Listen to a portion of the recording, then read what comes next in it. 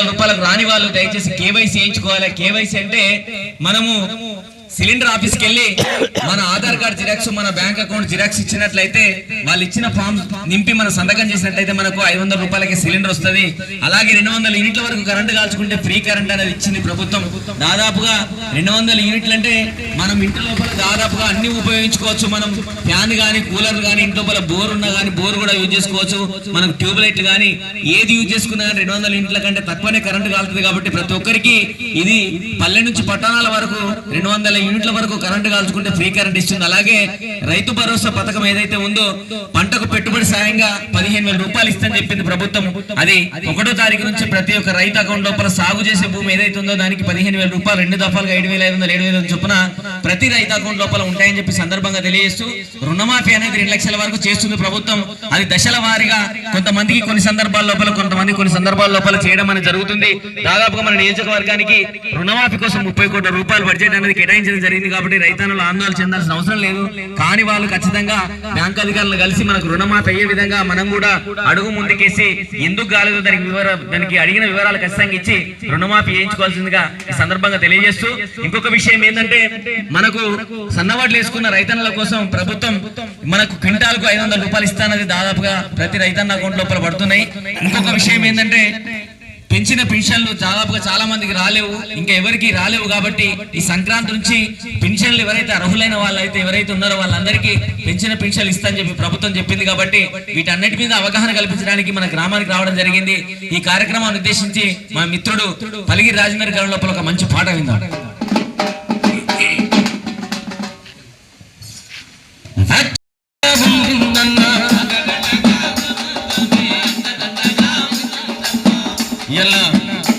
తెలంగాణ రాష్ట్ర ప్రభుత్వం 6 గ్యారంటీలతో మన ముందుకు వచ్చింది.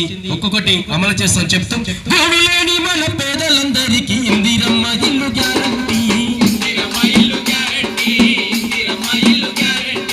ఇంటి జాడ మరియు 5 లక్షల ఆర్థిక సాయం గ్యారంటీ,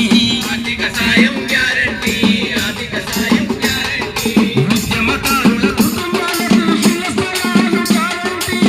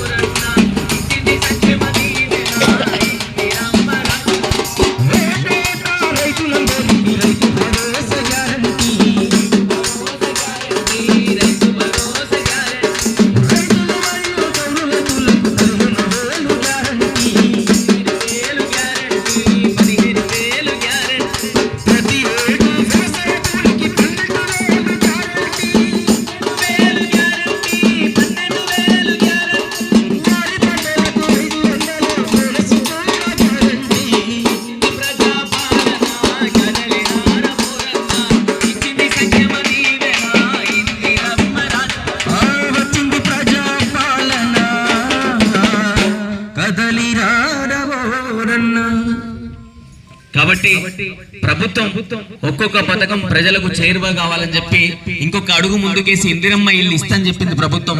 ఇప్పుడు సర్వే జరుగుతుంది మన గ్రామం లోపల, మన గ్రామం లోపల కాదు, జగిత్యాల నియోజకవర్గం లోపల ప్రతి గ్రామాన సర్వే నిర్వహిస్తుంది. అర్హులైన పేదవాళ్ళు ఎవరైతే ఉన్నారో అధికారులు వచ్చినప్పుడు మనకు ఖచ్చితంగా ఇంటి జాగా ఉంటే అది చూపించాలి, అక్కడ ఫోటో తీసుకొని వెళ్తారు. వాళ్ళు అడిగిన వివరాలు ఖచ్చితంగా తెలియజెప్పినట్లయితే మనకు మన ఇంటి లోపల కొత్తగా పెళ్ళైన జంట ఉంటారు, మన పిల్లలకు కూడా పెళ్లిలైన వాళ్ళు ఉంటారు కాబట్టి వాళ్ళ పేరు కూడా మీరు రాయండి. రాయించి మనకి ఇంటి జాగా స్థలం చూపించినట్లయితే ఆ ఫోటో తీసుకొని వెళ్తారు. మళ్ళీ అధికారులు మన ఇంటికి మళ్ళొకసారి వచ్చినప్పుడు కూడా ఏదైతే స్థలం చూపించినామో అదే స్థలం చూపించి మనం అర్హత ఉంటే మనం పేదవాళ్ళం అయితే ఖచ్చితంగా మనకి ఇందిరమ్మ ఇల్లు వస్తుంది. కాబట్టి అది కూడా ఇందిరమ్మ ఇల్లు కట్టుకోవడానికి 5 లక్షల రూపాయలు ఇస్తుంది ప్రభుత్వం. 5 లక్షల రూపాయలు ఇవ్వడానికి కూడా అది వాళ్ళు వచ్చినప్పుడు ఎంక్వైరీకి వచ్చినప్పుడు ఖచ్చితంగా మనం ఉండి వివరాలన్నీ తెలియజెప్పాలి. అవి ఒక్కొక్క దఫాగా ఇస్తా ఉంటది. ఒక్కొక్క దశ లోపల అంటే మనకు పునాదులు అయినప్పుడు కొంత అమౌంట్, మనకు గోడలు అయినప్పుడు ఒక అమౌంట్ ఇట్లా ఇచ్చుకుంటూ వెళ్తారు. కాబట్టి ప్రజలందరూ దీనికి సహకరించాలి, అధికారులకు సహకరించి మన వివరాలన్నీ తెలియజేయాలని చెప్పి సందర్భంగా తెలియజేస్తూ, అలాగే ప్రభుత్వం గల్ఫ్ బాధిత కుటుంబాలు ఏవైతే ఉన్నాయో వాళ్ళందరి కోసం ఆలోచించి ఉమ్మడి ఆంధ్రప్రదేశ్ ఉన్నప్పుడు ఇక్కడ ఉపాధి కరువై వేరే దేశానికి వెళ్ళి అక్కడ గొప్పగా బతుకుదామనే ఉద్దేశంతో అక్కడ సంపాదిద్దామని చెప్పి వెళ్ళిన కుటుంబాలు ఏవైతే ఉన్నాయో అప్పుల పాల ఏజెంట్ చేతిలో మోసపోయి అక్కడ పని దొరకక అప్పుల పాల ఇక్కడికి వచ్చి ఏం చేయాలో తెలియని పరిస్థితి లోపల చితికిపోయిన కుటుంబాలు, కడు పేదరికం లోపల ఉన్న కుటుంబాల కోసం ప్రభుత్వం ఆలోచించి 5 లక్షల ఎక్స్గ్రేషియా ప్రకటించింది. గల్ఫ్ బాధిత కుటుంబాలు ఆ లిస్టు కూడా తయారు చేస్తుంది. ప్రభుత్వం ఒక్కొక్క అడుగు వేసి పేద కుటుంబాలన్నీ మార్పు రావాలి, వాళ్ళ జీవితాల లోపల మార్పు రావాలి, వాళ్ళు కూడా ఆత్మగౌరవంతో బతకాలి, వాళ్ళు కూడా గొప్పగా బతకాలనే ఉద్దేశంతో అర్హులైన వాళ్ళందరి కోసం ప్రభుత్వ పథకాలన్నీ తీసుకొచ్చింది. ఆ పథకాలన్నీ అమలు చేస్తుందని చెప్పి సందర్భంగా తెలియజేస్తూ, అలాగే రైతన్నలు దిగాలు చెందాల్సిన అవసరం లేదు. రైతు భరోసా పథకం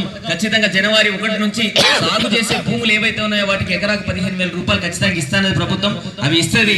మహిళలందరి కోసం అభ్యున్నతి కోసం వాళ్ళ గురించి కూడా ఆలోచించి మహిళా సంఘాల లోపల వడ్డీ లేని రుణాలు 1,00,000 వరకు ఇస్తుంది ప్రభుత్వం.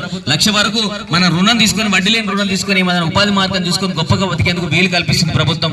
అలాగే నిరుద్యోగ సమస్య తీర్చాలనే ఉద్దేశంతో ఇప్పటి వరకు ప్రభుత్వం ఏడాది పాలన లోపల 50,000 ఉద్యోగాలు ఇచ్చింది. ఇంకా 1,00,000 ఉద్యోగాలు ఇవ్వడానికి పిల్లల కోసం ఆలోచిస్తుంది ప్రభుత్వం. ఆలోచించేది రైతన్నల కోసం ఆలోచిస్తుంది, మహిళల కోసం ఆలోచిస్తుంది, ఇంకా విద్యార్థుల కోసం ఆలోచిస్తుంది. ప్రతి ఒక్కరికి ఎంతో కొంత లాభంగా ఉండాలి, ప్రజలందరికీ చేరువ కావాలన్న దిశగా ఒక్కొక్క అడుగు ముందుకేస్తుందని చెప్పి సందర్భంగా తెలియజేస్తూ, ప్రజలకు ప్రభుత్వానికి మధ్యన వారధిగా ఉన్న తెలంగాణ సాంస్కృతిక సారథి కళాకారులచే ఈ అవగాహన కార్యక్రమాన్ని ఇక్కడ నిర్వహించడానికి మేము సహకరించిన మన